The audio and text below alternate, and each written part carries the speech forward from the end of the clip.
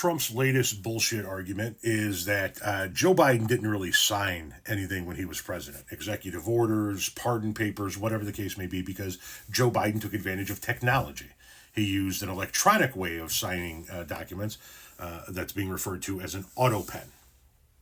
Now, back when Bush was president, his administration did a study on the use of an auto pen by a presidential administration, and it was determined that an auto pen is just as good and valid and legal as signing with a pen, or in Donald Trump's case, a marker. We all know he likes to sign with a Sharpie. Anyway, Trump started talking about this auto pen usage, and then he made a couple of idiotic memes, one of which showed his presidential portrait from the first time around and his presidential portrait now, and in the middle was Joe Biden's portrait, and it was just a picture of an auto pen. And then he talked about how Joe Biden wasn't really in charge. Whoever had the auto pen was in charge, yada, yada, yada, yada, yada. And then overnight, we got this gem. The quote, pardons, unquote, that Sleepy Joe Biden gave to the Unselect Committee of Political Thugs, that would be the January 6th committee, for those of you who don't know who he's referencing there, and many others, are hereby declared void, vacant, and of no further force or effect because of the fact that they were done by auto pen. In other words, Joe Biden did not sign them, but more importantly, he did not know anything about them. The necessary pardoning documents were not explained to or approved by Biden. He knew nothing about them, and the people that did may have committed a crime.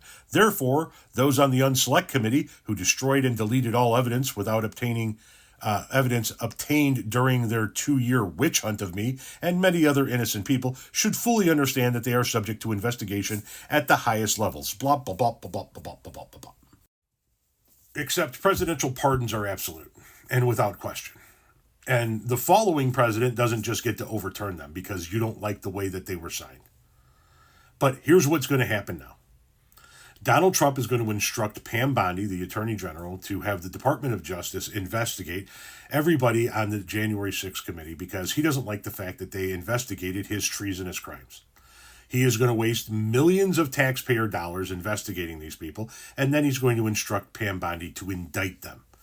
And she's going to indict them, most likely, and drag them into court, at which point in time a constitutional challenge will be put forth because they've been pardoned.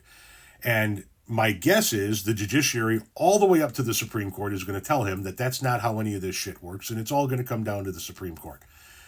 Will the Supreme Court allow a president to overturn the pardons of past presidents? And here's where Donald Trump needs to be really fucking careful. Because if that's the precedence that's going to be set, even though the pardons were signed, then that means the pardons of all of his cabinet campaign members are subject to reversal. Roger Stone, back to prison. Paul Manafort, back to prison. All of them would be subject to further investigation and potential criminal cases.